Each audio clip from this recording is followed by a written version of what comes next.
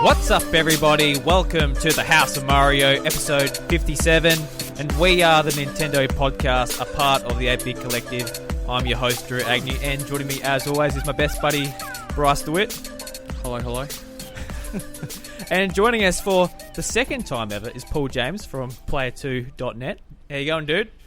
Yeah, I'm going well. It's good to be back. It's been a while. I think last time was the two of us and Dylan from Explosion Network. Yeah, start of this year, I think. Okay. Yeah, and I was banging on about Kid Icarus coming to the Switch as it should, and I'll probably do it again before this podcast is out. It didn't happen, though, did it?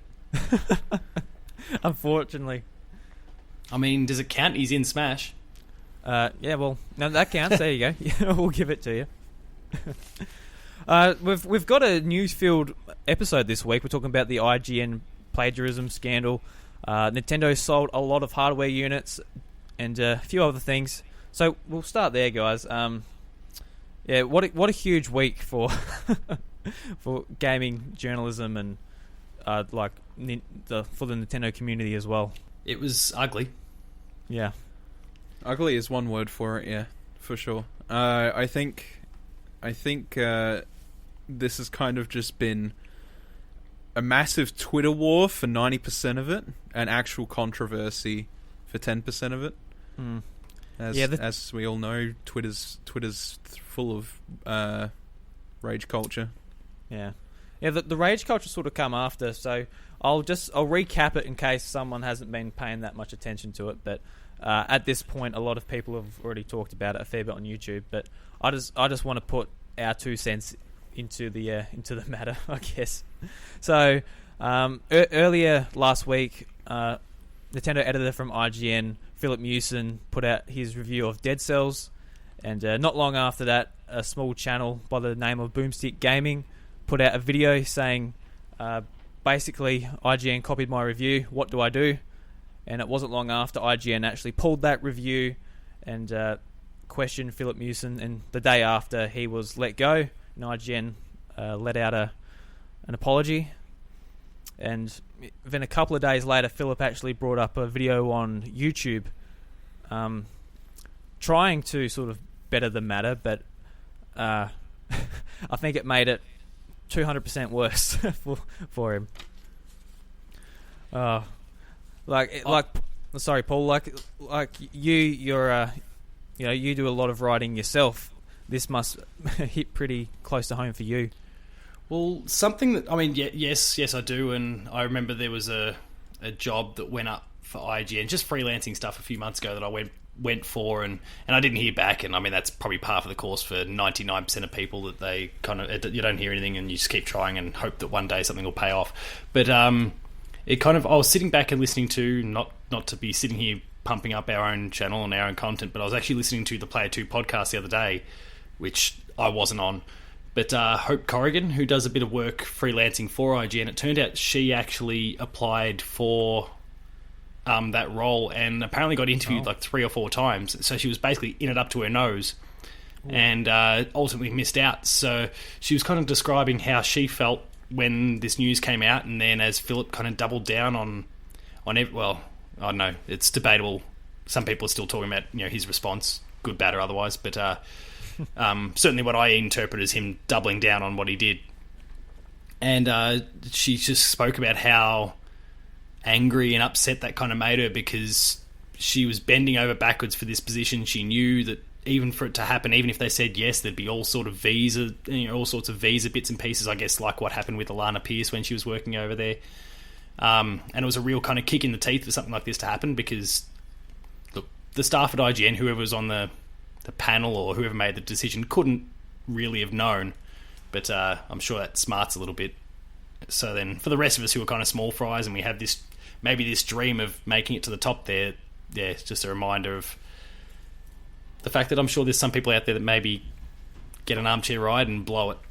Yeah, like looking back at his YouTube channel, he had done a really good job of reviewing Switch accessories, doing games, etc. Who knows where he actually got that content from in the end. It's come out that he has copied other reviews from Nintendo Life and Engadget, but it hits close to home for me because I'm a big fan of IGN and I'm a big fan of NVC. I've been listening to NVC for about 7 years, and like in turn I've been listening to Filip for about 9 months since he got hired. So having this come out, it's unfortunate because I think the worst thing about all this was him making that apology and it being just so damn weak, because you really can't call it an apology. Yeah, I was about to say, I don't think he really did in the end. He tried to justify more than anything else. Yeah, but like, there was no justification to be had. He blatantly ripped off people's reviews. He apologized to IGN and he apologized to the developers, but he didn't apologize to Boomstick. Like, that guy was fretting on like whether his review was going to be seen as his own, whether the hard work that he put into it himself was going to be justified, but obviously it was rectified really quickly. I don't understand why Filip couldn't just make a flat out apology to him. I'm not sure. I'm like, for the sake of IGN's credibility, it was probably a good thing he apologized to them. But out of all the 3 people that he could have apologized to for this situation, he didn't apologize to the most important one. Who was that? Boomstick. Yeah, he sort of just said, keep doing what you're doing, man. It's really good. It's like, dude, you just copied his It's review. great to rip off. Yeah. To be fair, he's half right. Keep doing what you're doing, because there's a few people I've heard that have gone through and looked at his content and have had really glowing things to say. But I think he's kind of missing the point somewhat. Yeah, like I went and gave him a subscription because why not? I'm like, and he's close to 60,000 subscribers now from a bit From under 10. 20. Yeah, it's been a meteoric rise. And it's good for the game too. I dare say a lot of people will find out about the game just from reading Dead Cells review plagiarized, and they'll go, "Well, what's Dead Cells?" and they'll find it from there too. Yeah, for sure. Yeah, just One Oh, sorry. Oops, sorry. No, go on. Just going back to your other point, Paul. I've got a quote from DJ Gillard, who's a member of the Kinda Funny group, and this comment was actually brought to my attention by Buddy Watson. Thank you very much, buddy. He actually read it on the Review Culture podcast as well, and I thought it was just a fantastic point to bring up. So I thought I'll share it with you guys. So DJ says, I've been stewing over this all day, and I've thought about it, and I would like to share. Did Filip really not realise how lucky and privileged he was? He was Nintendo editor of the biggest gaming website in the world. Do you know how incredibly talented and passionate people would have done that job properly? Who would have pulled multiple all-nighters to hit that embargo properly? People that have viewed his job as their dream job since they were kids. There are thousands of incredible writers, hosts and video editors out there who are working as hard as they can to make it out in the world in this oversaturated industry, who would have killed to be in his position. This isn't a disrespect to Boomstick, the developer of Dead Cells, or IGN. This is a disrespect to everyone out there working as hard as they can to break into the games media. I think that's the worst part about this. It really just does seem like he's taken it for granted. See, I've only ever listened to a couple of episodes of NVC. Don't really know that much about Filip. I watched the apology video. I followed the news story because I figured, hey, it's a big thing in the Nintendo community. It's obviously going to come up for us. But what that person said was right. That's like so many kids' dream jobs. They want to work in like an industry job like that where they get to play games and get to talk about them, and people actually listen to your opinions you put out like in a mass response. So I mean, whether he did it because he was lazy or whether he did it just because he thought he could get away with it, either there's not really an excuse as to why he did it. Yeah. Even if he came out and said, "Oh, well, I did it because I don't know, I had to rush my dog to hospital and it wasn't a deadline," that's still not a reason to do it. And even, that sort of one, like if, a death in the family or rushing a dog to hospital, those sort of things. I mean, everything we see and hear out of staff at IGN, or of anyone who's had anything to do with IGN, they only have glowing things to say about the staff there. So if he came to them with a, decent reason, such as those that you just mentioned there, they're good people. Like, they are, look, sure, things happen. It's horrible. Sorry, I hope everything gets better. Get the review done when you can, or do you want someone to take it off your hands for you just so you can get through this? Like, when this first sort of broke, I did an insider episode for the Player 2 channel, and whilst I kind of acknowledged that he'd absolutely done the wrong thing and it was really quite foolish of him, something I really tried to promote in the video was, let's try and be a little bit forgiving of the guy. Like, he's made a mistake, but let's not lynch him. He's probably already done enough damage to his career. Let's not keep sinking the boots in, and I still kind of stand by that bit to an extent. But I've felt as the days have progressed since, and the apology quote unquote came out, I've felt less and less sympathy. Like, I'm finding it harder and harder to give him that proverbial kind of pat on the back and it's okay, everything will be all right, something, because he's just digging the hole deeper and deeper, and he's deserving that forgiveness less and less. I've struggled as the days have gone on. I definitely agree with your point there. Sort of, he's lost his job, he's had his punishment, he's not going to get another job in the game industry. I don't know how much of a hate mob has to go after him to sort of make up for it. But what really concerned me in his apology, or quote unquote apology video, was the fact he said it's just a part of the review process. How is it a part of the review process, looking at other people's reviews? I understand maybe if you have never written a review before and you're like, oh, how do I structure a review? How do I, cap it off? How do I start it? Etc. But he's written reviews before. He's done it on his YouTube channel. He's done reviews on IGN, like the Wolfenstein port, the Switch, and like multiple other games. I don't know how checking out someone else's review is a part of that process, let alone making it so similar.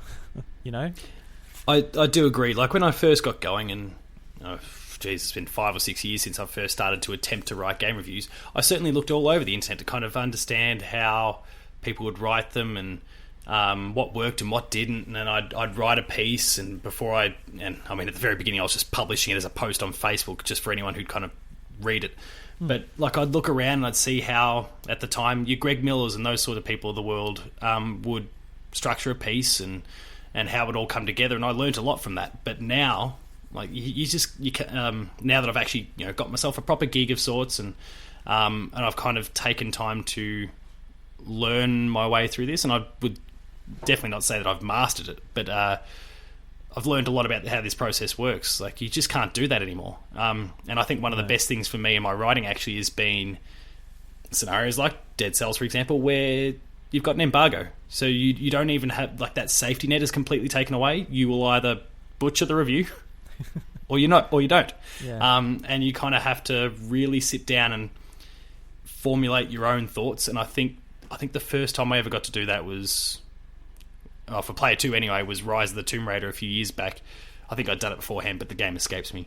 And the challenge of being able to sit there and formulate your own ideas, and you've got no other conversations, be it in podcast form or written word or anything. You have nothing that's in your head.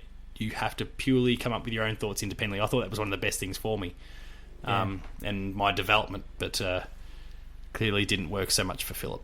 No. Well, I guess it was a unique situation for Dead Cells because it was on early access on Steam, whereas if it didn't have that, Boomstick wouldn't have had his review out and he wouldn't have had anything to have a look at. Yeah. Oh, yeah, for sure. Because that game has been in early access for so long now. I'd been hearing praises sung about it longer than 6 months ago. They're like, oh, this is a really cool game and I'm really enjoying it, sort of thing. I bought it on early access. And I got all the niceties about it. It's a game that deserves the attention, right? It deserves the attention for individual opinion. Mm-hmm. So why he made the decision to go and plagiarize a whole nother person's review is beyond me.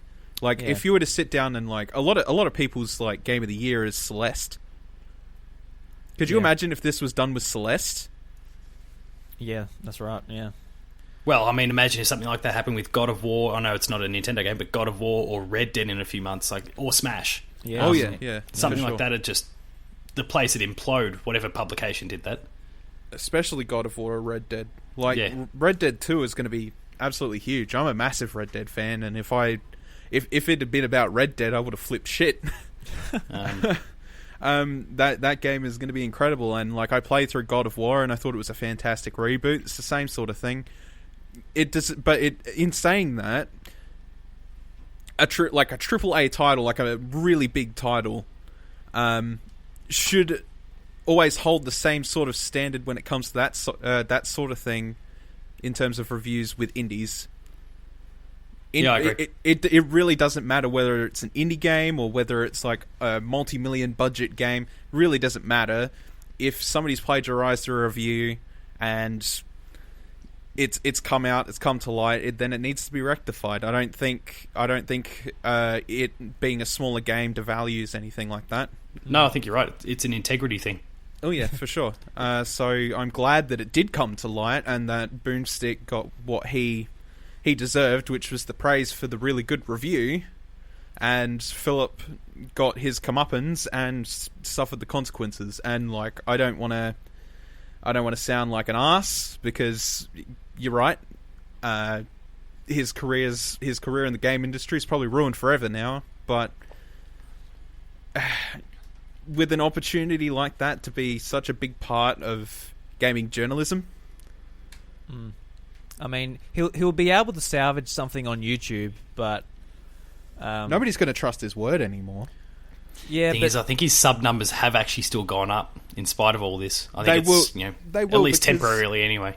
and They will, because it's controversy, and people fucking Yeah. love controversy on the internet. especially but- YouTube and Twitter. It's like where they just seem to swarm. But people are going to find his stuff after all this has died down. Like you know what the internet's like. It's going to be nothing in a month. People are going to forget about Philip and what he's done, and they're going to, if he's making videos, they're going to come up in algorithms, and people are going to watch them. It's been a really bad week for online personalities in general, Yeah. because we also had the ninja thing, which I'm not even gonna bother touching. That Please thing was don't. just stupid. But just reading some of the comments, I do agree with the comment that probably just lay off him a little bit, stop being the lynch mob, because while he did something wrong, none of your hateful comments are gonna affect his career even more. He's done. He's gone. Yeah. Yeah, there's plenty of media types that I follow on Twitter, and they're all saying the same things about him, and I'm talking about non-IGN people, and they're all saying the same sorts of things about him. I think it's completely borderline impossible for him to find a way back into that particular portion of the game's scene. Yeah, for sure. I'll laugh if next week he puts out a tweet, "Hey guys, I've got a job at GameSpot. Come and check out my new article." I'm going to Rooster Teeth. Go on the Rooster Teeth, yeah. This was just a big setup. There must be one particular group that's rubbing their hands together with this whole thing. I'm sure it's a bit of controversy, but surely the team responsible for Dead Cells are wading their way through pools of money at the moment that have come in because of all the publicity that's generated for their game. I know there's people said you need to apologise to them, but I think in some ways they're going, can someone else do it? Like, just come on more. Like, give us these sales. I can see just from the Australian eShop charts, it's number one. It's been number one since it come out. It's just selling really well. I don't know how well it's selling elsewhere, but yeah, it's absolutely killing it at the moment. So I hope it continues. I haven't even picked it up yet. I haven't got to play it yet, but yeah, I got to really play want Hollow it. Knight before I play Dead Cells. Yeah, Oh, that's you're in my for a treat with idea Hollow too. Knight. I've played a little bit of it. I just haven't encroached further and deeper down into that hole yet. I've still got a bit of time before I did that. I did the first big boss in Hollow Knight so far, and I still got more to go. But with the similarities in how the game is played to some degree. I got to finish that first because I can't juggle two of the same genre at once. I'm a one-trick pony. You can't do a backflip or anything nice? I can't do a backflip while also doing a corkscrew. No, well, fair enough. I just want to end this conversation on just the fact, like we saw on social media, Twitter and that games journalists did not want to see Filip, go on anyone's podcast, YouTube channel, whatever, and have an interview, and get what actually happened.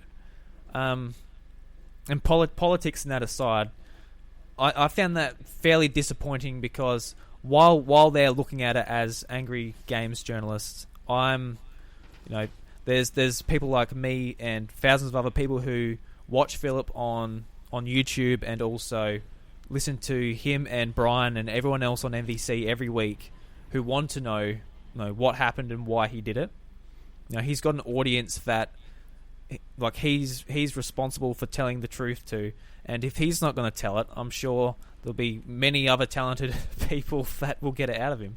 So I don't see why a lot of journalists just didn't want to be a part of it. I know a lot of people are really angry because of what he's done, but I do actually agree with you there. Like a few of those people, and obviously there's some from really big name outlets that I don't know personally, but there's a few people that, like your Dave Milners, and not necessarily him specifically, but kind of higher up within our local industry, that I know personally have said those sorts of things, and I'm sitting back kind of scratching my head and going, look, I'm friends with you, but I'm sorry, you're a games journalist, you're being an idiot. Come on, journalism is going and getting these stories and understanding why, and I think it's important that someone, whoever that is, and it's Jason Schreier that's trying to lead the charge, but it seems like Filip's kind of putting the wall up to most people at the moment. I think we need someone to be able to do that sit-down conversation with him, or online conversation, whatever it ends up looking like, but have that conversation with him and really get down to the nitty-gritty as to why this happened. Because I'm sure there's other people who have considered it, that are maybe doing it, and have just not been caught. And that's probably a sad reality, but I'm sure that's the case somewhere. And I think it's important that we kind of get those perspectives. We can sit back and accept that it's wrong, and maybe by the time he does that interview, he'll also come to agree that, yes, I did the wrong thing, and I can't really defend it the way I did in that video initially. But to kind of understand what was going on in his head, I think that's really important for all of us, regardless of our perspective on the matter. I mean, I agree with that, but I think in the end, and this is circling back around to an old reason, but it's definitely down to outrage culture. People are just like, don't give him a platform to stand on. Be shamed. Shun the heretic. It's really silly, but that's what most Twitter conversations have turned out to when it comes to a controversial opinion or conversation or whatever nowadays. I don't think... I agree. I think he needs to talk about it. But I think also in the end, I think the person that ends up with that responsibility, or the podcast or the article or the website, I think the person that's going to get that opportunity is probably going to cop just as much flack. Then let's make sure it's Jason Schreier, because he knows how to deal with it. Yeah. Because, at the end of the day, if the journalists don't want to do their job, what they do and what YouTubers do is, completely different. But if they just want to talk about games and review them, they may as well just be YouTubers like the rest of us. Yeah. If they're not doing journalism, if they're saying to the Nintendo community that, you guys don't want to hear this, they're not doing their job. No. Yeah. Yeah. Because there's a group of us who've listened to him, who have, and probably more importantly, actually, who he's taken the job away from, such as your friend over at Player 2, Paul. Yeah. So there's lots of people under different situations that want to know why. I feel so. Yeah. Well, it's just unfortunate. In the end, it's just unfortunate that we just can't set aside the outrage and just come to a reasoning as to why. 2018, everybody. Well, yeah. I've been involved in a lot of these arguments on Twitter. Probably not for the best of me, but some people I've known that are personally affected. And I try to be a voice of reason as much as possible, and sort of get in the middle and go, okay, but it's almost fruitless and pointless. With some I'll try to defend. I'm not going to go too far into it. With some I'll try to defend and try to come to some sort of reasoning. I've been trying to talk to a particular person who, again, I won't mention, who needs to speak up about their actions in online communities, but they're not budging either. So it's just continuous outrage wars, and it has been for nearly 2 months now, and it's literally insane. If we could just set aside outrage for 2 seconds, get his voice out and his method of thinking, and why he did it, just like a straight up why he did it, then it would take a whole load off of other people's minds who are sitting there wondering why. Like, I'm sure he's some people's favorite YouTuber, for example. Like, why did he do this, and why has he made me think so low of him now after doing this? So in the end, I think that's what we need to take out of all of it, is we need to stop yelling at him and start listening and see what he needs to say and tell us. That does, Philip, if you ever listen to this, which you probably won't, of course that doesn't mean just put out another shitty fucking YouTube video. We want to hear an actual like confession of your state of mind in that scenario, as to why you would find somebody so low on the charts, take their review and try to make it your own, because obviously you've thought this guy's small enough. That's the way I see it. He still had several thousand subscribers, though. He wasn't that small, you know. Still tens of thousands of people. That's still enough to have someone be like, hey. In comparison to what IGN put out, though, and how many people view IGN articles, videos, podcasts. Of course, he's not as big as IGN. I'm not saying he's even a fraction of IGN, but you know, it's not like he, you know, got a review from me on my blog, or you know, something just like tiny like that. No, some people in power do stupid things and they think they're going to get away with it, and yes, unfortunately, I think that's the case with this. Yeah. Oh man, no, like it took a lot of my mind share this week, and I really wish it didn't. Just thinking about as it was going through.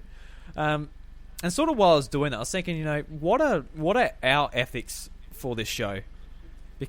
Because like recently we've had the opportunity to go to AvCon with a media pass which they supplied, and we're starting to get a couple of game codes and things like that just to help us cover a few more games on the eShop and things like that. And I was thinking, well, you know, we better actually say what our ethics are on this show, because we've never had to really think about it before. As we're just now that we're getting stuff sort of out of other people's pockets, it's probably a good idea that we should. Yeah, because you know we're just a couple of idiots, really, just talking about video games. So basically, if we ever get a code or we ever get a media pass or something like that, we'll be 100% honest, and we'll let you guys know, so you can make your own decision on whether. Take it with a grain of salt or anything like that. Well, okay. I think unbiasedism is the best word to use here. Yeah. Just because we're receiving a product for free, we are not accepting anything that requires us to talk positively about the product or what we're doing. We will 100% give honesty on what we think is worth the product. I don't know. I lost my word thought there. Well said. The words weren't coming to my head. Yeah. Like Paul, you're a part of a bigger overarching website with multiple other team members. Is that something you guys? Well, obviously it is. Like, what do you guys think about when you're talking to your audience and want to be authentic? I mean, I don't think it's a conversation that we as a team have ever had. Yeah. I think we've got people that have done, like, such as Hope, and we've got James Swinbanks and several others. They've done articles for your IGNs and GameSpots, and Matt himself, who's our editor there, he's done work for Hyper and other publications over the journey. So everyone's got little bits and pieces of experience elsewhere as well, where they've all been kind of immersed in these sorts of environments where you've got these established customs or routines or expectations. And I think that just filtered the whole way through the remainder of the team who hadn't had that sort of exposure. But I also would like to think, and I think it must have escaped Filip in this particular case, I would like to think that anyone who writes about video games or sits down on a podcast or a YouTube video or whatever it is they might do, would have the sense to know that, you know, you don't bite the hand that feeds you, and that being the provider of said game, as well as the people who sit down and consume your content. Because as soon as any of those parties feel like they're betrayed, that's it, you're done. And it's exactly what's happened to Filip here. And he's copped it from both ends, both IGN itself and the people who consumed his content in the past. You just can't afford to make those sort of mistakes. I don't know, it seems like such a simple thing, but it's not in retrospect, no. It's not. Yeah, because if you're copying or lying or just, like, you're not expressing what you feel, like, your product, whether it be review, podcast, whatever it may be, just becomes a waste of time to the audience and it has no value. Yeah, and it's not the best it'll be anyway. Even if people don't detect that you are lying or that you've... any of those other sort of accusations that can be thrown around, your content, whatever it is, it's just not the best it'll possibly be when you speak from the heart, whether it be it written form or video or audio, whatever it ends up being. The passion shows through when you're doing it just properly and just speaking your mind. Yeah. Whereas if you're holding back for any sort of reason, it sticks out somehow, and it's this almost intangible...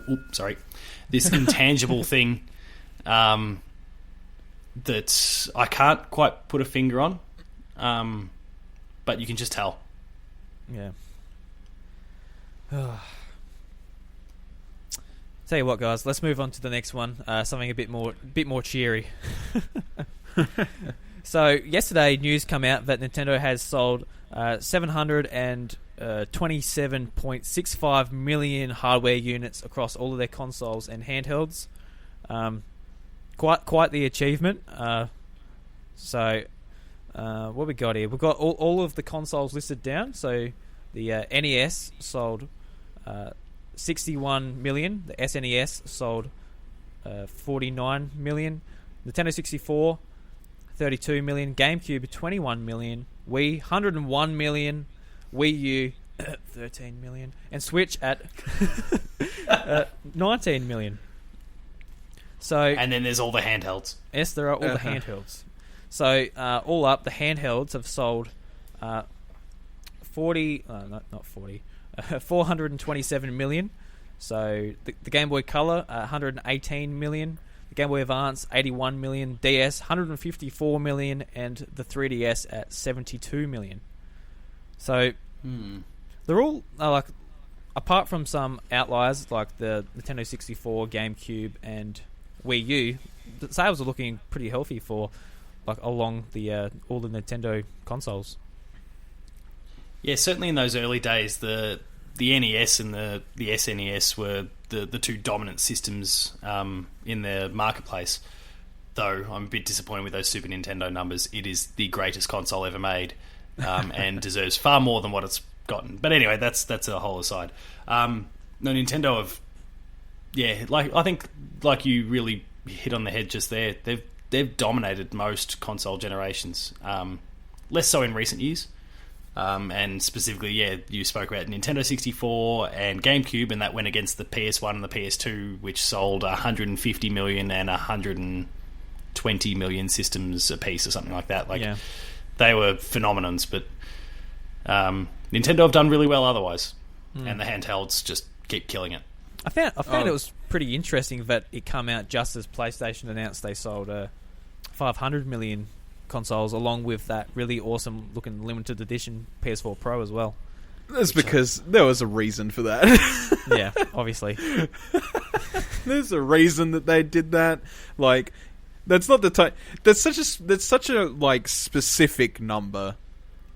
Yeah, they're just like, hey, it's us two. We can one up that, I swear. Units.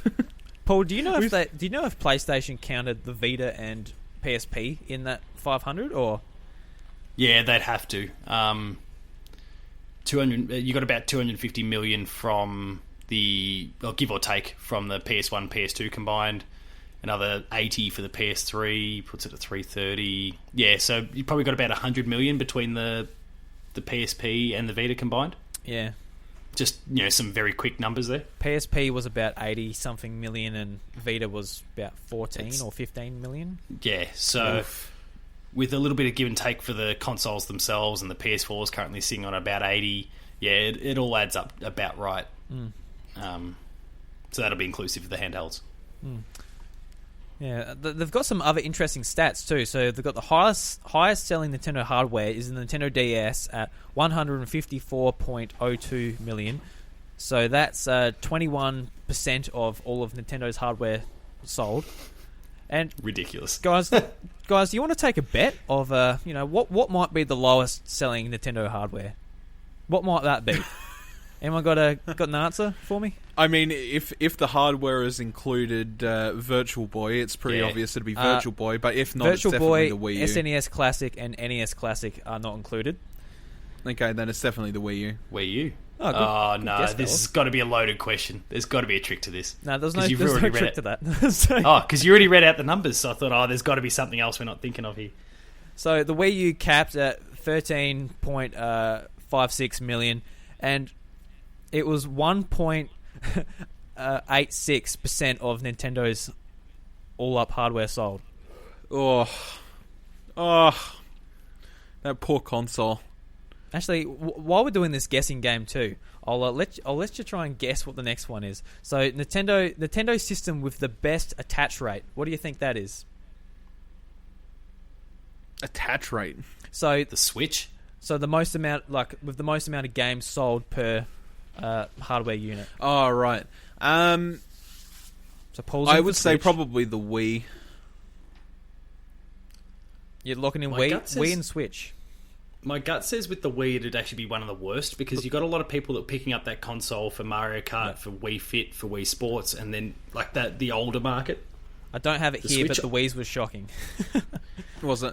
Yeah. I know the Switch is high, but I also couldn't rule out the possibility that the Super Nintendo or the NES might have done something pretty impressive for their day. I'll read it out. I think you said everything apart from literally what it was. It was the GameCube at 9.5 games per unit. What? What the fuck? I mean, that's great. The GameCube is a criminally underappreciated system, but wow, okay.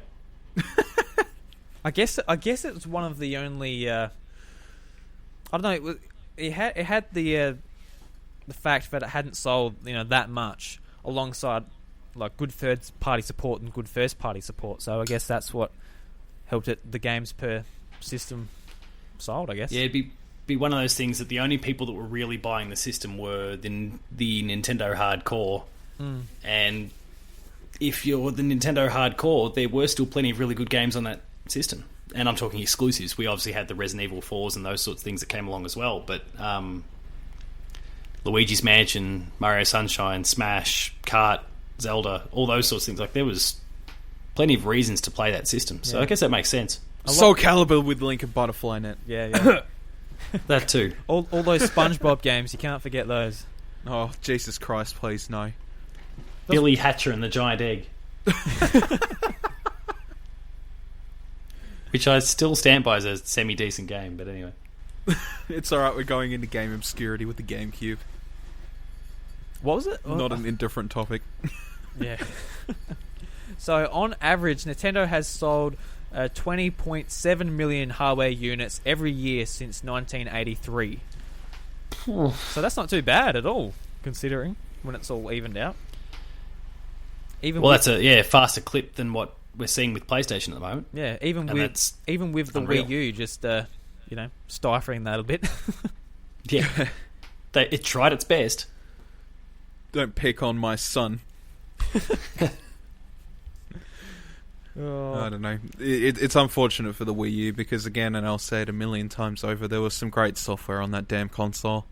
And I'm glad it's being ported, but I'm worried some of the ones that I want to get ported will never get ported over. I'd love to see an X port, for example. That'd be fantastic. But Pikmin 3.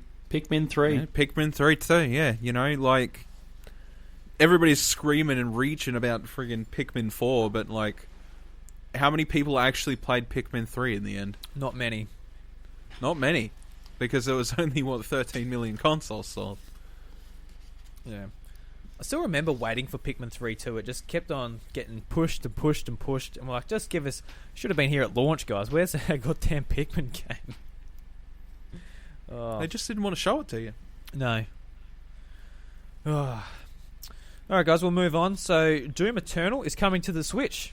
Any of you guys expect this? I didn't.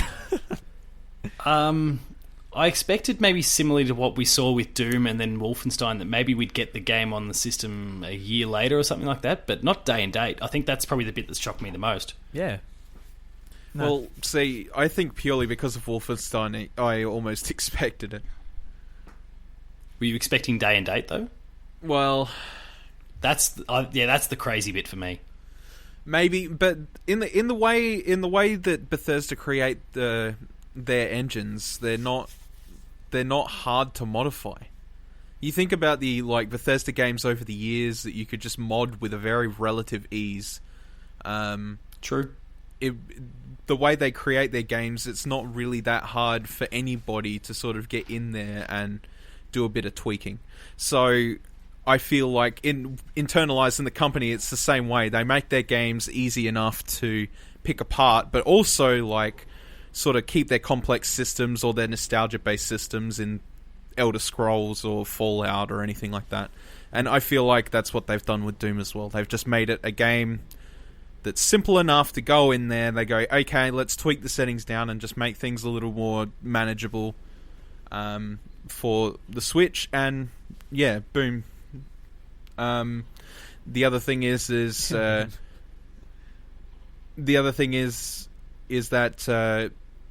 being NVIDIA hardware, I feel like Bethesda's worked with that enough to go, well, it should be easy enough to get on the Switch. We've already got Doom on there. We've already know what we've got to do to get Doom on there because we've already done it. So, yeah, it probably worked out that way.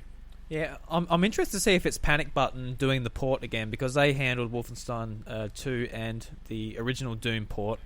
It'd be interesting to see if this is handled by just a internal team by Bethesda, or if they hand it off to them again. But the games, it's targeting 30 frames per second, which is half of what the other consoles will be, which is expected. That's what Doom on Switch ran at. And according to the developers, the game is, quote, really coming along. So there's that. I mean, they showed 25 minutes of it at QuakeCon, so... Yeah, I actually hadn't checked it out, to be honest. I wasn't that interested in the game. Oh man, but it's unreal. Yeah, the fact that it's coming to Switch actually interests me a bit, because it seems like the type of thing I like just to pick up and smash out a couple of levels and put it down again. So I didn't really get into the original Doom that much. I got it at launch, but I just couldn't really get into it. So 2016. Yeah, exactly. Yeah, not the original. One of the things that really struck me about this was not specific to Doom, but the fact that, I mean, because they're doing this, maybe it says that, coupled with Wolfenstein as well, I guess, third-party games are selling on the Switch. Yeah. Which we've seen the indie successes. Like, you only have to look at the charts when you boot up the store and you see that, Stardew's sitting there, and we spoke about Dead Cells, and we've seen Hollow Knight there for an eternity as well. Rocket League, blah, blah, blah, blah, blah. But now we're starting to see some third-party successes on the platform, and I think that's really good because, I mean, if over the last few generations, if there was one complaint or concern to be thrown at Nintendo was that their fans only buy Nintendo developed games, and now we're starting to see a little shift. I can tell you from my wallet, I don't just buy first-party Nintendo games on the Switch. No, it's my own. and neither do I. But there was certainly a perception anyway. Yeah, we never really had the option before. Like on the Wii U, I remember wanting to. I wanted to get FIFA, and it was rubbish on the Wii U. I wanted to get. I remember Black Ops 2 was good on the Wii U, but that was a rare exception. I feel like a lot of games, like when you're going back Wii U, Wii, it was back on the GameCube where you could actually buy these games and actually have them good. Yeah. Yeah, Bryce, you've actually played a fair bit of Doom on the Switch.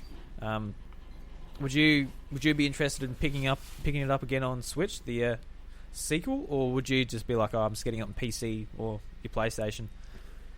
I mean, I haven't 100% finished Doom on the Switch.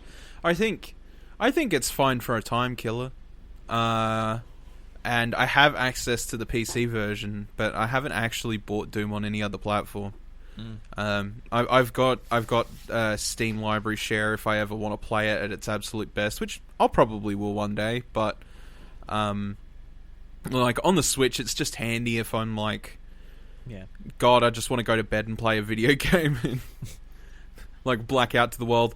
And like it's been good for that. There's obviously not a massive range of first-person shooters on there, and you know, Doom, even as a single-player experience, does its job. So that's why I picked it up initially. It's really hard in that sense too, because I'm pretty sure the only two first-person shooters that are actually worth a go are both Bethesda based. Yeah. Yeah. But at least Metroid's coming. Yeah, exactly. Like until Metroid comes, like I think that's all we've got. So I think depending on what happens with Metroid will depend on what I do with Doom Eternal. Like whether I just play it on PC or because I can tell you now, when Metroid Prime 4 comes out, I can forget about any other first person shooter for a while. Yeah. Also, I do like the concept of you going to bed and playing Doom before you go to sleep. Like that's supposed to help you go to sleep, and not the fact that your adrenaline levels will just spike through the roof and you won't be able to sleep for hours and hours after that. Just with like you think it's going to have the opposite effect, and that's awesome. Just got the music blaring. It's like having about 5 coffees and then trying to go to sleep. I dream of hell, okay? Yeah. Like the fact that it's coming day and date, hopefully at least, it still might get delayed. Like Dark Souls got delayed when that was meant to be coming day and date. But if it comes day and date, that'll be a huge benefit, because I really want to get Wolfenstein 2 on Switch. But if I want it on Switch, it's going to cost me about $90, where I can get it for about $30 or $50 on PlayStation or Xbox. So if you want my harsh, honest opinion, I'm not sure it's worth getting Wolfenstein 2 on Switch. I have that. Yeah. It's one thing getting Doom. It's one thing getting Doom on Switch. It's it's from 2016, runs really well, but Wolfenstein 2's 2018. And I struggle to run that game on my PC as it is at the moment. I mean, I'm getting upgrades in a couple weeks' time, but that aside, like I can only run that game like 30 frames a second on this PC, whereas Doom I can run at near 60. So I'm not too sure whether it's like fantastic on Switch. No, I haven't played it. I'm glad it's there, but yeah, yes, so am I. But I guess it's a bit more story. So it's probably better blowing it up on your TV and sitting back and enjoying the cutscenes. More so than Doom, where you're just going bang, bang, bang, cool, get through it. Yeah. And especially if you're not caught up with the Wolfenstein series, then you've got a lot of backtracking to do. That, or you've got a lot of reading to do. Either one. Yeah, it's a deep well of lore, that one. Not the deepest well ever, but BJ Blazkowicz as a character, he's Nazis are bad. Shoot them. Yeah, But BJ Blazkowicz, and you got to think about like soon we've got that sequel coming too, with it featuring his two daughters and all that stuff. Yeah, so I feel like Wolfenstein is one of those games where I'd rather play it on something that gives it a little bit more attention. Seeing Hitler on my Switch and killing Hitler on my Switch would be fun, I guess. But yeah, I think I'll just finish that one on PC. I don't mind Doom being just on the on the handheld. I do want to bring up one thing about Doom though. I did see one GIF floating around the internet, and I'm hoping you guys have seen it too. But the way that Doom guy handles keycards, what, just like smashes them? No. God damn it. Okay, there's a GIF floating around the internet that just made me think. I'm like, this game's probably going to get a bit of a laugh out of me. I could see your headset full up, Paul. Yeah, the cord, like I reached down to get my phone so I could check out said GIF, and the cord just came flying out of my ear. There is a GIF floating around from the gameplay video that made me laugh. It was worth it. But you come across this one scientist that's just scared as shit of you because you're this big endearing man of like death and destruction. And he's got a keycard hanging around his neck. So instead of taking the keycard or shooting his head off and then taking it off of his neck, what does he do? He just picks up the keycard and drags his chair over and plonks it down on the thing and then walks through. I'm just like, oh yes, oh yes. Now I remember. I'm like, classic Doom guy, not blowing up people. It's such a genuine bloke, very nice guy. Such a nice dude. We'll take it easy on him. Alright guys, we'll move on to just talking about some games. What have you been playing recently, Paul? In terms of games on the Switch, I've been playing Octopath Traveler, and I've been playing that just kind of little fits and starts. Like, I'm not getting a hell of a lot of time to just sit and binge play it, but it's one of those great games where I might try and knock out one or two chapters kind of per week. At the moment, I'm only just wrapping up the whole first act for everyone. Yeah. But I'm seriously over-leveled, as you should be in any JRPG if you're doing it right. But, well and truly over-leveled, but I've kind of just gradually knocking through missions, and I'm just knocking over a couple a week. It's a great game. Like, I went to the footy the other day, and I was about... it was a big game at the MCG, so I was about an hour and a half early because I needed to make sure I got a seat, and I just whipped out the Switch and started playing Octopath Traveler as the rain came pouring down on top of me, which wasn't ideal. So I just used my body to kind of protect it. I wasn't going to get up and go anywhere. I could keep playing Switch, so I just kind of popped my head over the top of the thing and brought it nice and close and just kept playing. I'm in love with that game. It's doing some great things. Oh, awesome. Who did you start with? Oh, damn. He's the knight guy. Ulbrich, that's the one. Yeah. I started with the hunter. What was the name again? Hanit. Yeah. I really enjoy her. She was a lot of fun. I really like her abilities and stuff. Yeah, it's an interesting mechanic, hers, with the capturing and then using, and you've only got limited uses, etc. I think that's quite cool. Yeah, takes me back to Pokemon. She has the potential to be the most powerful character in the game, like really early. Yeah. Because I started as Primrose and I went clockwise, so I eventually came around to her, and then I got to Tress's area, and I'd captured something in the Snowy Mountains, a couple of them actually, and they just wrecked the boss for that area in no time. It was crazy. Oh, right. I even ignored like the major mechanic for that boss that required me to kill something before they exploded and did a shit ton of damage. I managed to ignore that mechanic just because Hanit's capture and use of those captures is really strong if you use it correctly. Oh, awesome. I'll have to keep that in mind. Do keep that in mind. She's a really strong party member, actually, if you want to do some cheesing for experience. The other thing is like with Primrose is getting the JP times 100 dance if you're lucky enough. Yeah. So what does that do? Yeah. So you get job points, right? And you all know how that system works. You get job points, you spend them on abilities. Dancers have an ability called Bewildering Dance, which gives you a random effect. Just whenever you use the ability, it takes a shit ton of mana. You can get debuffs to yourself, you can get buffs to yourself, you can heal yourself. But the interesting thing is that there's also two reward boosts in JP times 2 or JP times 100. So you can effectively get most of your job chart filled out if you manage to farm yourself enough with Bewildering Dance and a bit of luck. Killing high level enemies or something, you can just smash out job points with no issue. That's pretty cool. I haven't been lucky enough to get a 100, but I've had a bunch of 2s now, and they get my abilities so much quicker that I have more of an arsenal to take to the next big thing. Yeah. Now that's awesome how there's like sort of a way to sort of cheese the system and just like gain way more job points and things like that. That's really awesome. Well, see, I think of this game very much as a storybook. I'm enjoying learning about the characters more than I am the 100% like idea of the gameplay, even though like the system is exactly the same as Bravely Default because it's pretty much made by the same team.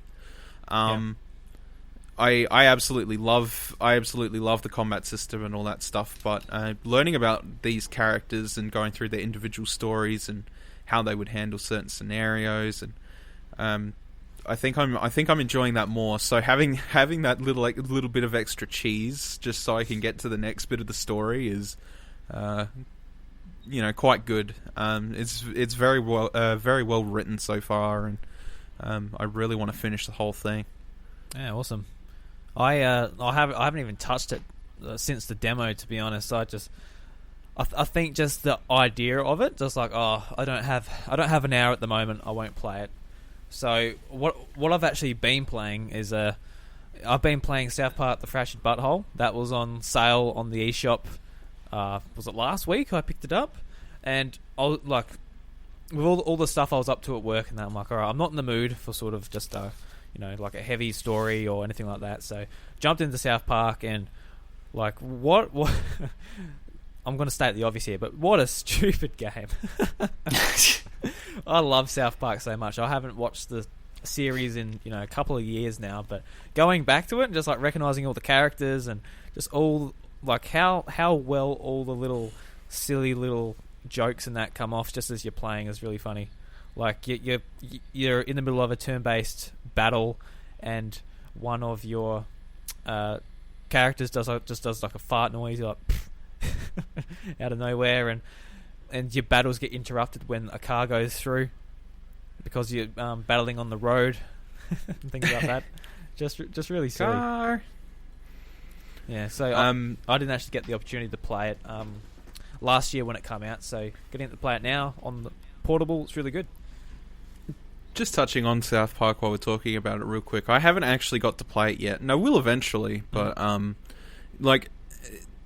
the stemming and me worrying about things at the moment is that its prequel is so heavily censored, and I'd experienced that. Yeah, yep. Like, we have an R18 rating for a reason now. I'm not sure if there's anything that's majorly censored in Fractured Butthole. It's not censored, this one. There's no censoring? No, none at all. Oh, thank God. Because that was to be fair, I almost felt like the censoring in the first game was funnier than the content itself. It really like was. That koala sitting there and explaining to us Australians why we weren't allowed to enjoy this certain bit of content, and them kind of giving us a blow-by-blow of what that was. The crying koala. Probably not the right phrase, given that some of the stuff that was happening there. But I thought that was almost funnier than the scene itself, because I just jumped on YouTube and found out what the stuff was. Yeah. And I reckon it was almost funnier watching the sobbing koala. Yeah. I think it was... Yeah, sorry. I think it's... I just think the butt of the joke, more or less, was just the fact that they had to go through that measure. Yeah. I think that's the thing that made it funny. But, like, it was still outraging in, like... At the time that game came out, we were fighting so hard for, like, having uncensored experiences. We had we had something as simple as Left 4 Dead 2 being so censored. It was actually ridiculous. But what was that? Something as simple as Left 4 Dead? as simple. Oh, simple. Okay. Civil. Jesus Christ. I Something mean, as simple still as Left 4 probably Dead civil 2. when you compare it to Doom. Yeah, true. Yeah, True, yeah, exactly. But just seeing it from that respect, like we were fighting so hard for that, like that uncensorship, and obviously the creators went through like hell and high water to make sure that the game came out in Australia, and seeing that there, it made me go, haha, that's funny, they found a good way to deal with it, but it also made me go, you know, that must suck for them, because they wrote that, they, like, Trey Parker, Matt Stone, they both work on that script, and they did all the voice acting and all that, and those scenes just, they get completely missed in those versions, and it means that people don't get the full experience of what they wanted to create. And some of those scenes that they had to take out weren't short. And we also missed out on like parts of the game in general. Like you had the abortion minigame, which is obviously not very PG. But Personal is it guidance. possible that, given we've seen those games now ported to PS4, Xbox One, and now Switch, is it possible that it would have had to be re-rated so they could now that we have that R rating since the original came out, is it possible that the versions that are now available on those newer consoles are actually the one that the rest of the world got? That's a good point. I actually don't know. Or would they just lean into the fact that, hey, like, Aussies thought that bit was funny, let's just keep it there? No, that'd be a good thing to look up. I've actually got no idea. I hope it would be nice if it's like it'd be like a bit of a director's cut for us, because it's like, oh, scenes you didn't have before. Yeah. So, yeah. And mini games and everything. Like we got the whole going into a gay man's ass and finding out what's in there sort of thing, but we didn't get to play the abortion minigame, and like I don't know, it's that it was so riddled. Like, it is an offensive game, but it was so riddled of stuff of like, if we had the R rating, then we could have had this, and I'm glad that. Well, yeah, that's exactly what it was. It was all what ifs. But I'm really glad that Fractured But Whole doesn't have any of that. Thank God. It makes me think, Jesus Christ, at least we're getting somewhere with it. Yeah, I mean, it'll be good, because Stick of Truth is coming to Switch later this year as a digital only game. So if anyone's missed the opportunity to do any of that lovely stuff, you'll have the chance next year on the go. So you can I don't want to say it, you can pluck babies on the go. I don't know. Yeah, no. That's far worse than what I said. I just pluck babies. But still more civil than Left 4 Dead. Yeah, more civil than Left 4 Dead. God damn it. We've got some box quotes here, we really do. The one other game that I wanted to talk about, and I know that Drew has played it, not sure about you, Paul, was WarioWare Gold. Oh, okay. No, I haven't played that one yet. It's really good. We got a chance to get around to getting around to WarioWare Gold, and it was like a short enough experience that I think, and speaking for both me and Drew, but I'm sure Drew will have his take on it. It was a short enough experience that you could get through most of that game within a couple of hours. And I think it's like the WarioWare that we've been missing for a long time, ever since Smooth Moves. I mean, it's definitely, like, I just want to say first up that when it first got announced, we're disappointed that it's not a WarioWare game on the Switch, but I think after they announced that, you know, it's got the tilt mini games, it's got the D-pad mini games, it's got the touchscreen mini games, it's definitely a WarioWare that's built for the 3DS rather than the Switch. A lot of those things you wouldn't be able to do on the Switch, just with the like, you don't have the motion sensitivity in the actual Switch itself. It's only in the Joy-Cons, so it's not quite as sensitive, and lack of a D-pad and things like that on the Switch. So, and obviously the two screens too. But the first thing that stood out to me for this game is just how much polish was in it. Like, it's a lot more sort of presentation wise than what we've seen in the the WarioWare series before, especially with voice acting and voice cutscenes. acting, cutscenes, and Yeah. animation. Like the animations are like much more than just like pulsating characters on the screen in between micro games. There's like things happening, like the way they structured how the game flows through your mini games and stuff like that sort of goes from easier to harder. They categorize everything, and then you've got mega modes. One of them, one of the mega modes being like, usually it tells you before each. It does the same thing as Smooth Moves did, and it tells you what mechanic you'll be using for the next mini game. They have ones where they just flat out refuse to tell you the mechanic, and you have to figure it out yourself on the go. Sadistic. It is sadistic, but still more civil than Left 4 Dead. God damn it. Sorry, right, I'll stop. Don't even know if that's a joke on Drew or me at this point, considering Take your pick. he's... You, the viewer, you can decide. Sorry, listener, you can decide.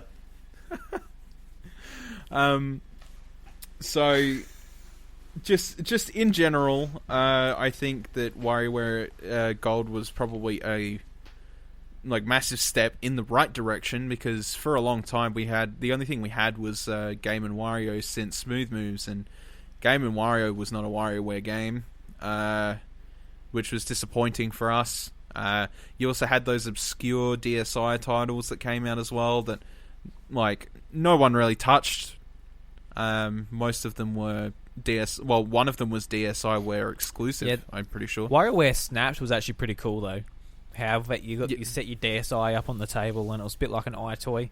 How you sort of try and match up the shapes and do that. I thought that was pretty neat. It was only like a $10 game, so there obviously wasn't much in it. But yeah. No, I mean that's my worry as well. Yeah. No, I really enjoyed it. I sort of did the hour and a half or 2 hours or whatever it was to finish the story, and I haven't really chased high scores or anything like that for a while. But a member of our Discord actually put a video of their sister doing the Nintendogs minigame, where you've just all it does is require patting the dog with the stylus, and they got up to 999 just patting the dog. It's keen. Because all you had to do was just pat the dog, so it wasn't actually hard. So I think it took them about half an hour or something to get to 999. Oh, just scratching the touchscreen. I'd like to see what their touchscreen was like afterwards. well, there wasn't one. Yeah, just missing. Burn a hole straight through. Yeah. But it just gives me high hopes for another WarioWare. Basically, I'd like to see a Smooth Moves 2 on the Switch. That would be an awesome party game. Smooth Moves was a fantastic game, and I hope with WarioWare Gold they've sort of realised, they're like, hey, this is the true WarioWare format, and we probably shouldn't just fuck around with it anymore. We should really make the effort to to have an actual series out of WarioWare, because honestly, they're some of the funnest party games. Definitely. Across the systems, in my opinion. Yeah. Even if you are just chasing high scores in competitiveness, and you're just passing off the controller, it's definitely a lot of fun. Those mini games are just wacky and random, and everything about them embodies what I want in just a comedy game for the most part. Yeah. Have you had much experience with the WarioWare series, Paul? I've messed around with a couple over the journey. I think the one that probably strikes me the most, or that I recall the most, was Twisted. Yep. So I mean that's a fair while ago now, but that was probably the one that stuck with me the most. I haven't messed around that much though. I think Smooth Moves was the one for the Wii. Was that right? Yep. Yeah, I messed around with that for a little bit as well, but I haven't probably played it as much as some others. But I would like to, because they are very accessible, and something like that on the Switch, where you can just pick up and play in super short bursts. It's made for that system. Yeah, for sure. Yeah. I'd love to. I would love to see them go back to sort of the motion controls. I know that's not a very positive opinion necessarily, but I really enjoyed WarioWare Smooth Moves in front of the TV, just acting goofy, sort of all your friends are laughing with you, and you're handing the Wiimote among one another. I think it'll be a lot of fun if the sort of Switch version goes for that again. Well, there's so many different things you can do with it. I mean, the Switch has got gyro, it's got the motion control, so there's the sort of things you got in Twisted as well as smooth moves. You've then got there's so many little features of the Switch that lends itself to the different sorts of ways that you've played WarioWare in the past. So I don't see why it wouldn't work, and I'm sure then they can take advantage of some of the unique parts of the Switch as well, similar to what we're seeing in Super Mario Party with the not the controls, but the actual switches themselves. You kind of stack them together in interesting ways, and that allows you to kind of connect the game up, which I think that's incredible technology what they're doing there. And I think they could do similar sorts of things with in the WarioWare universe. Do we call it a universe? Yeah, WarioWare Cinematic Universe. All they care about is money and food and onion in that universe. That's about it. That's it. Yeah. Garlic. Yeah, garlic. Yeah. Garlic. So have you guys been playing anything else? Anything else you'd like to bring up, Bryce or Paul? As far as games go? Overcooked 2? Overcooked 2. Very nice. I mean, to be fair, I'm not playing it on the Switch. I got sent a review code for the game on the PS4, but it is available for the Switch. Yeah. And all comments still apply. But holy hell do I hate myself as I play that game. And holy hell does my wife hate me. There's a lot of hate going on. No, that game is a lot of fun, but it's going to tear relationships apart, just like the first game did. But one of the things they've added, and at first it was really subtle, they've allowed you to throw raw ingredients across the level to whoever it is you're playing with. And it just allows you to string some really cool maneuvers. There's a lot of, you're on little islands that are kind of moving around. I say islands like you're in like hot air balloons and you're bouncing around, and they sometimes separate, and you can't just run over there and put the item on the table for the other player there. You need to launch it across, and if you can kind of coordinate things really well, then the person on the other end can actually catch it on the spot, and they're already heading over to wherever it is they need to dispose of that particular food item. Like, it's really enhanced the coordination, which can also cause some grief too. Why weren't you there to catch it? Blah blah blah blah blah. But it's a great little challenge, and I'm really enjoying it. I think I'm enjoying it more than the first game. Oh, that's really good to hear. I heard it was like with that throwing mechanic and like all the new things that were added to it. I heard it was a bit harder. So like I haven't actually played the first Overcooked. I don't know if Bryce has either, but yeah, it makes it sound even a little bit daunting that it's a bit more challenging. Look, I didn't mess around with the first all that much. Well, it was the wife and I played it not long before we got married. Okay. So, firstly, look, it can't be that bad because it didn't kill the marriage before it started. But like there was just already a bit of stress going on because of preparation for weddings and all those sorts of bits and pieces. So when we realised what it was doing to us, we very quickly stopped and we never went back to it. But so we basically went into Overcooked 2 as rookies, more or less. And it probably only took about half an hour, 45 minutes before we kind of got that coordination going between us and starting to learn, okay, so this recipe requires you to do this. And then maybe you lose the first time, but you're spending a lot of time kind of surveying the kitchen area that you've got, and you identify, okay, this is where everything is. So then when we maybe we're going to get 2 of the 3 stars this time, when we go back, we've got this.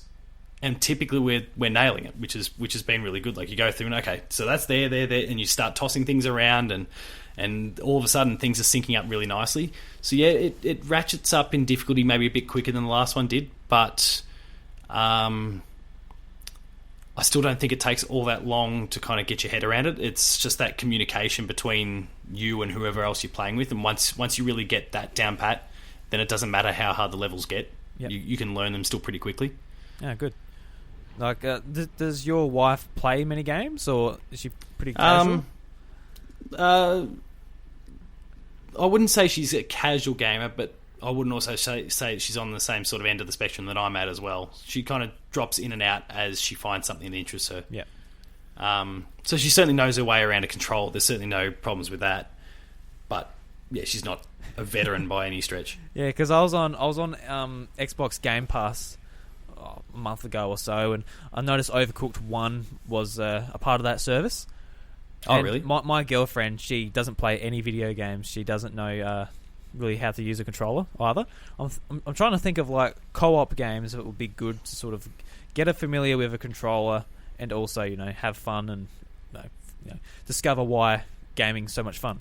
And I'm like, the original Overcooked mightn't be a bad one to start with then, because it doesn't, like I said, the Overcooked 2 ratchets up in difficulty a bit quicker. Yeah. The first, especially if you're talking, not that we want to promote Xbox too much, this is a Nintendo podcast, but like if you want, like, that's probably a good starting point, just because it doesn't up the ante so quickly. Yeah, that's what I was thinking too. But I've also heard stories of people like playing with their, you know, their girlfriends' wives and almost clawing out each other's throats. So it'd be interesting to see how that would work. But yeah, maybe tap out before the difficulty levels get too high. Yeah.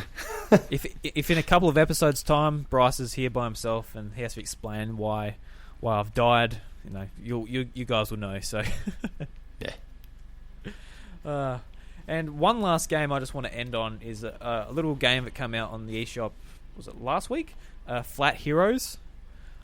This game, I had no idea what it was, but I was provided the code by the developer.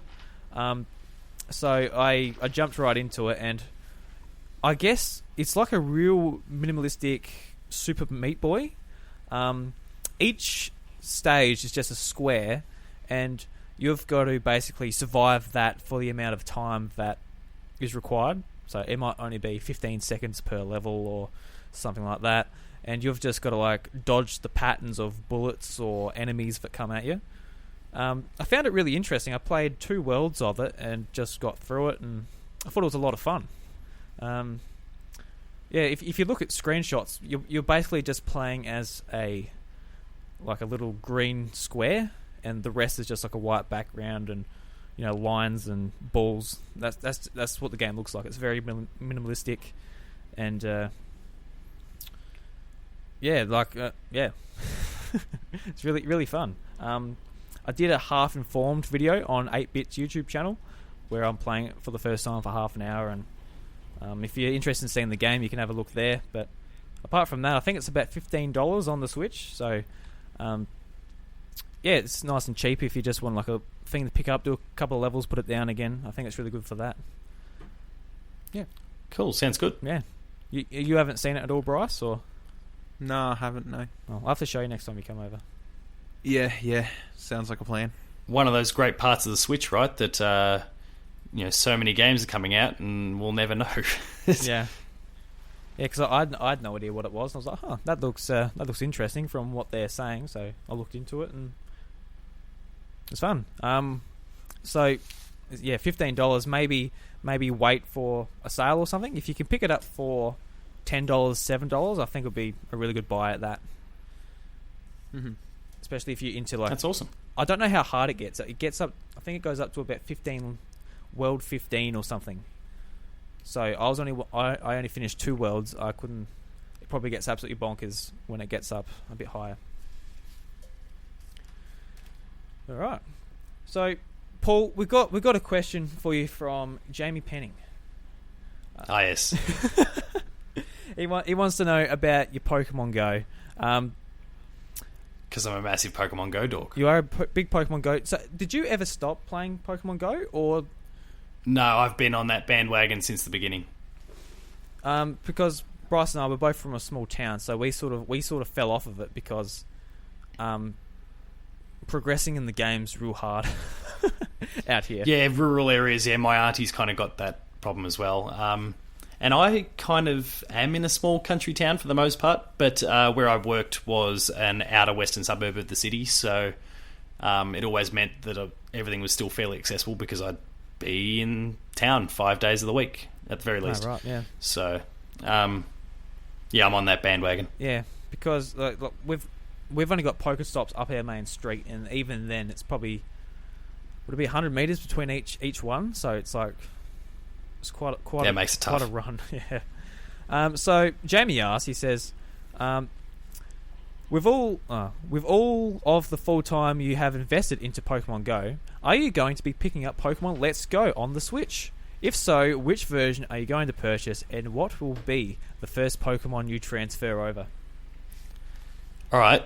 So, yes, I'm getting the game. I'm getting both because Nice. I'm a sucker. And I'm getting both with the Pokeball thing. Yep.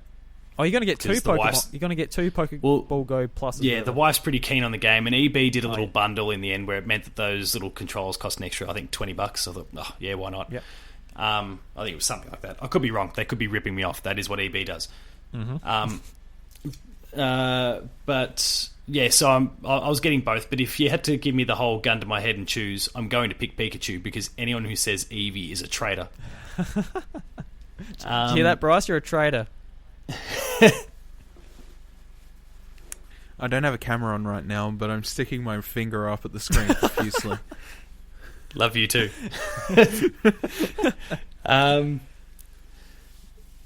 I think you're all forgetting how your bread was buttered in the first place. But I'm definitely in a terms Pikachu of what guy, I'm going to yeah. transfer over, I haven't even given that any thought.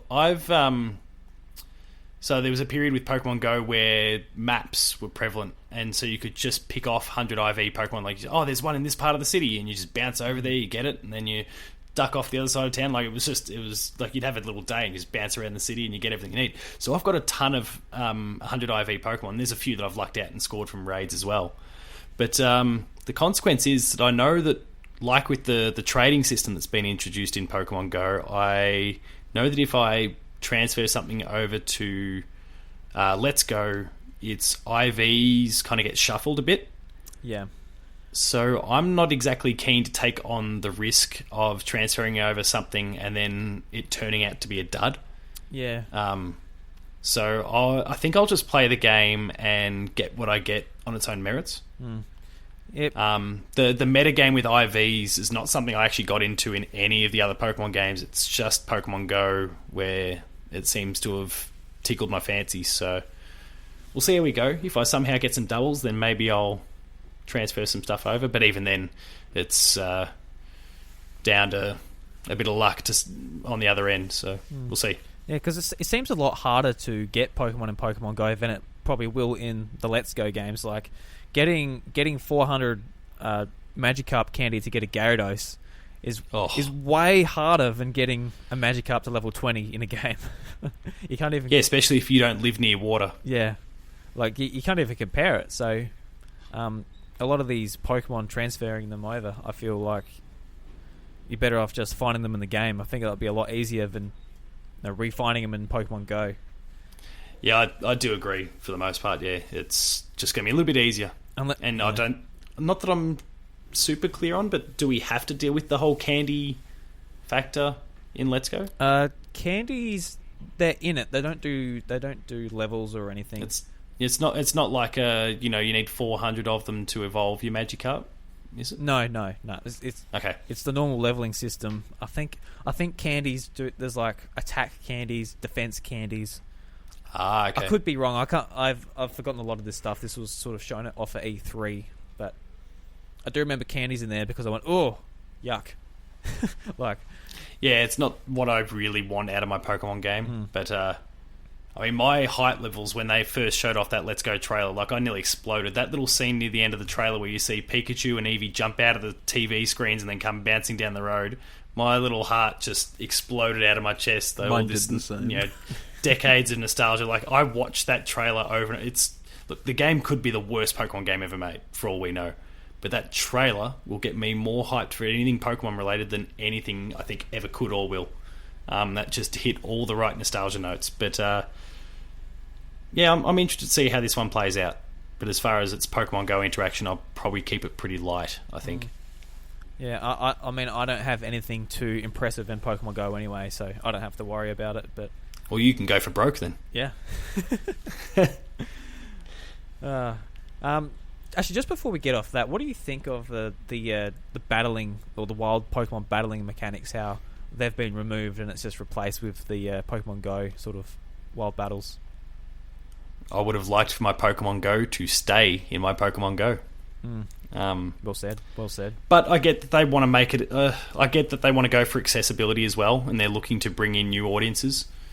And I can see how And I'm sure it wasn't just purely a marketing plan, but I could see how it will work in the long term when you've got the success of Pokemon Go, and then I'm sure a number of those people, having never actually played a proper Pokemon, be it on a console or a handheld in the past, stepping across, trying Let's Go, and then when Gen 8, 7, 8? Yeah, up to 8, yep. Whatever it is, next year comes along, I could see that really translating into numbers, and if they can kind of catch even 10 to 15% of that Go community who'd never played before and tried Let's Go and then stick with it from there, then that bodes really well for Nintendo, Game Freak, Pokemon Company, everyone going forward. So, yeah, like on top of releasing it on a system that is doing gangbuster numbers already. Yeah, like I just wish they kept like I'm gonna keep my feelings close to my chest until I actually play the game, but I just feel like they could have put in battling Pokemon. Then you click on a little menu item that goes to catch, and then you throw the Pokeball. I feel like that could have been a better way to do it, but we haven't played it yet, so we'll decide when we get there. I know how Bryce feels about it, so we'll be here for another half an hour if we ask him, won't we, Bryce? Shut up. I am still skeptical. I think it'll tick a lot of boxes in a lot of different ways. The catching mechanic is the one thing that I'm really hesitant about. Yeah. As a father, the game will appeal to me for interaction that I'll be able to give my daughter to Pokemon, and she likes Pokemon. She's nearly 3, so that's probably what the game is going to hold for me. No, yeah, fair enough. Thrumballs. That's right. And we'll end off on this question from Metadox from the Discord community. He wants to know how we feel about Nintendo and how they handle their fan-made games, and the cancellations of games like Pokemon Uranium. I just butchered that. Pokemon Uranium and Project M for Super Smash Brothers. So obviously, the people who make these games don't hold any of the rights for the IP or anything. How do you guys feel about that? Okay. I do not think that fan projects are detrimental to actual work for the most part. Especially in terms of projects of like AM2R, which I suppose for a little bit kind of held... That got taken down so quick, and now we know why. Yeah, because they're literally making it as well. They were literally making it. Yeah. So, I can understand why they took it down. However, I don't think it would have held a candle or changed anybody's mind about getting that game.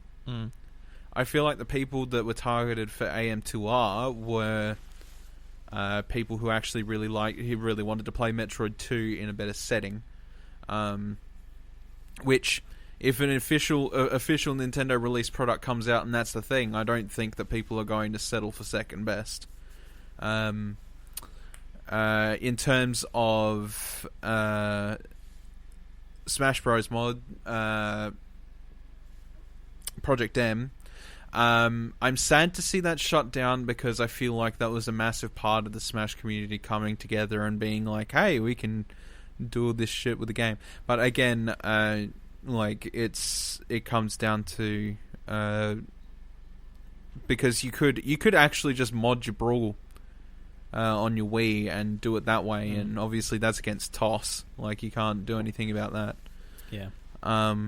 So I have a feeling that the reason they were targeted was simply so that people would stop hacking their damn Wiis, because it also led to piracy issues.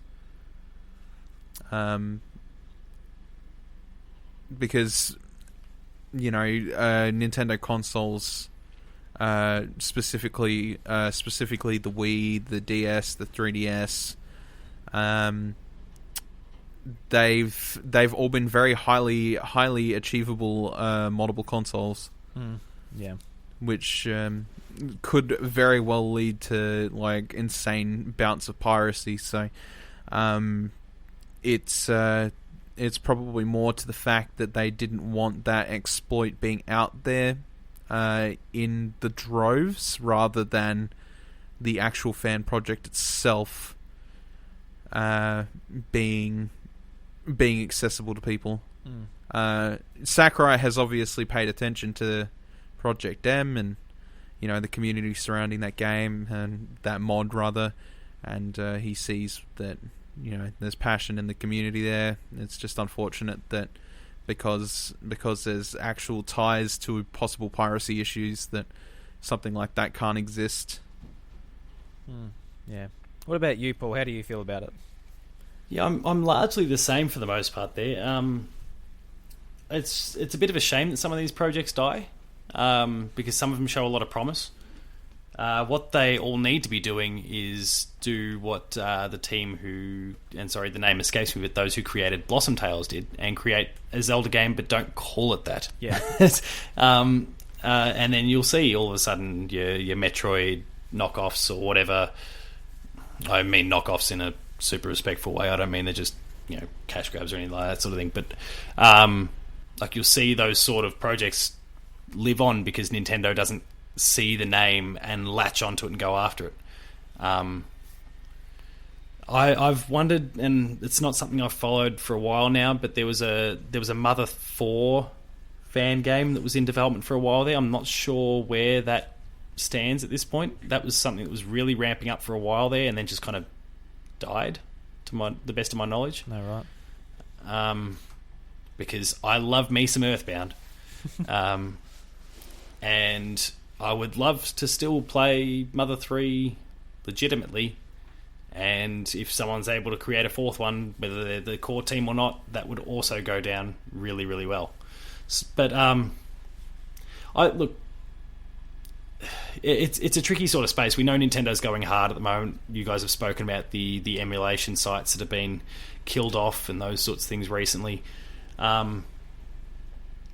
And yeah, you spoke about AM2R. Like, that one made a ton of sense when the Samus Returns announcement came along, because they were quicker than usual. Like, Nintendo is sometimes happy to let the team. It almost seems kind of sadistic where the team get, we're about 10% away, we're nearly done, and that's when Nintendo comes in and goes, nah, it's over, sucked in. Yeah, literally. It's not like they probably heard about it 2 weeks after the game was first announced that it was a thing. But they'll wait until the very end and go, all those years, you just wasted. Psych. Well, to be fair, the people making these games should know that. Like, well, they absolutely should. It's the risk you take. Yeah. But I do, in a really sadistic way, appreciate Nintendo's approach to this sort of thing. Well, at least they let it breathe for a little bit. They let the developers do what they want.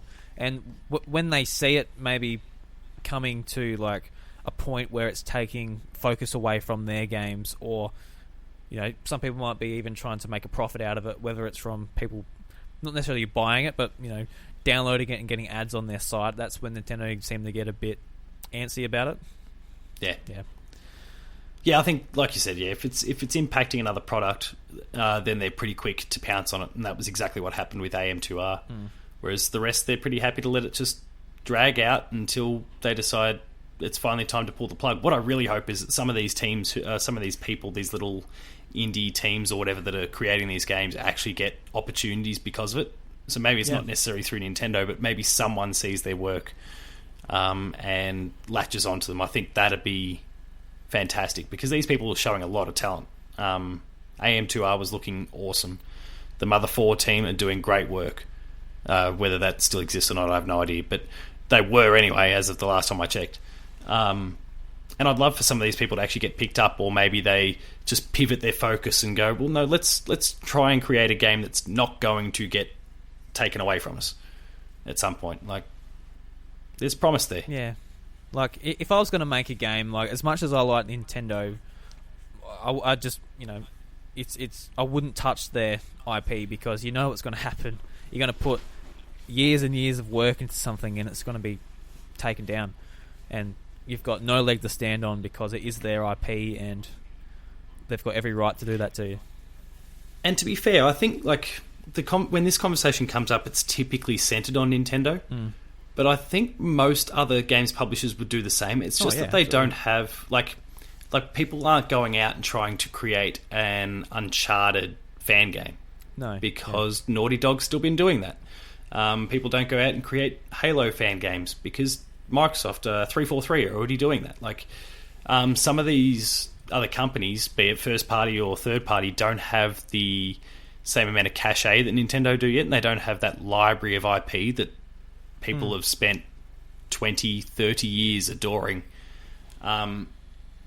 So people don't necessarily have that motivation yet to go out and create something based on that IP that they love. Yeah, absolutely. Whereas with Nintendo, they do. Yeah, and I think it's also to do with the fact that, like, with Pokemon, for example, you can get a Game Boy Advance emulator and you can sort of rip apart the Game Boy Advance game and you can sort of dabble in that. Then you can work into eventually what these guys did with Uranium and make like a game from the ground up as well. I feel like, yeah, just like doing 2D side-scrollers and RPGs is a bit easier than going, okay, let's compete with Naughty Dog on a huge story. Oh, for sure. And, yeah, just the type of games Nintendo make, I think, leans itself into indie development a little bit better. Yeah, if you want to do Uncharted, just do an awesome fan movie. Yeah, just copy Indiana Jones, then you'll probably end up with Uncharted anyway. I actually prefer Uncharted to Indiana Jones, so I'm not throwing any shade there. I got the thumbs up. That's awesome. All right, guys, that is the end of the podcast. Thank you guys very much for joining me today. Thanks a lot for having me. No worries, Bryce. Thanks. It was good to be back. Thanks for coming on the podcast, Bryce. Yeah, like I, don't exist every week. Yeah, not like you do every week. Yeah. All right, Paul. This is where you can just plug absolutely everything you want. Oh, geez. All right. All right. So I guess I might start with my Twitter. You can find me on Twitter at PaulJamesP2. I'll have links to all my different articles and videos and bits and pieces there. The website, player2.net.au, reviews, previews, opinion pieces, etc., etc. And the YouTube channel, youtube.com/player2netau. And on the YouTube channel is probably where I'm doing most of my work these days. I've got Patched, which is our weekly games-related podcast about whatever topic might emerge. The Insider, which is me with the camera, essentially just talking to you very specifically in about 10-minute burst about a particular big topic from that week. Last week's was the whole Filip Miucin thing. And then my latest baby, which has taken me about 9 months to actually get together. 8 of those months I was just sitting on my hands doing nothing. But we'll say it took 9 months. I slaved away for 9 months. And the product was this new series I've got called Gamer School, where I'm essentially diving into the archives on a particular IP, and maybe I'll do a developer at some point, and kind of pulling apart that franchise based on its history, the mechanics, a whole bunch of, like, I'm a teacher by profession, so I'm trying to break it up as if it were a series of lessons. And the first one I'm doing is the Mana franchise, which has a long Nintendo history, Secret of Mana and all those sorts of games over the journey. Yep. And that's kind of where I've started, and it's taken a while, but it's finally starting to roll out. Yeah, I really enjoyed that first episode, by the way. I don't know a whole lot about the Mana series, so listening to you talk about it and inform me on like the game that never come to the West and things like that. I was like, oh shit, I never knew there was a missing game we missed out on. Like, yeah, and it's one of those ones that's almost considered the best of the lot. Yeah, and the Japanese actually have a bundle on the Switch now that's got the original Secret of Mana and then Seiken Densetsu 3, the one that we missed. And I wish that would come to the West. Yeah, Square Enix, Nintendo, make it happen, guys. I saw late last year there's heaps of people like jealous, like making Japanese accounts and then also complaining that they can't read Japanese, so it was a waste of time. I want Children of Mana back. Yeah, that was underappreciated, I say. I actually really enjoyed that DS game. That was a really good DS game. Yeah, I think I dabbled in it on DS, but I can't remember it, to be honest. I mustn't have played much. It's a little dungeon crawler, that one. Yeah. Yeah. I actually really liked it. All right, Bryce, where can they find you on Twitter, because you're a big name changer these days? Is this pick on me day, or what the hell is going on? All right. Oh, obviously, it must be. Alright, you can shove in your own hole. At ivrevan. And Twitch is the same. Twitch.tv/ivrevan. And on both of those platforms, he is more civil than Left 4 Dead. Are you more civil than Left 4 Dead? No. Oh, there you go. You've heard it here, guys. You can find... I've lost my civility. Thank you. You can find me on Twitter and Twitch at iDrewby. And you can find the Discord community in the show notes below. We've got a great Discord community full of Nintendo fans and gamers alike. It's good fun in there. Talk to them every week. Metadox and Jamie, who left questions, thank you very much. Very much appreciated. And this is one thing we never actually said on the podcast either. We have a playlist on our SoundCloud account where we keep all the Nintendo Jukebox. So if you've liked any of the tunes or songs that we've played in the past, you can go there and have a look. We've actually never said that.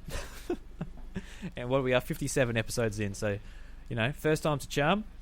And if you feel so inclined, go on iTunes, leave us a review.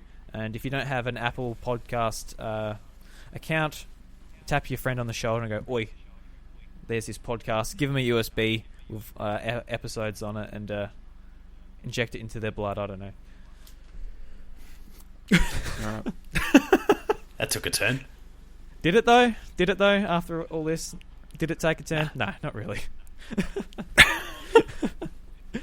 And we're doing something different with Nintendo Jukebox this week. We've actually had a suggestion by Jamie Penning. He left me this suggestion a while ago, and I just got around to having a listen to it. And it's really good. It's a Metroid Prime remix of the space pirate theme. It's a heavy metal remix, so it sounds really cool. And it's not on SoundCloud. It's on www.metroidmetal.com. So I'll be interested to sort of go around this website and check out a few more of the music on here. See if it's like just all Metroid metal music. A whole website dedicated to metal Metroid music. So there's that. I'm interested. Alright guys, we'll see you next week and stay fresh. Don't get cooked, stay off the hook. Be more civil than Left 4 Dead. Ah!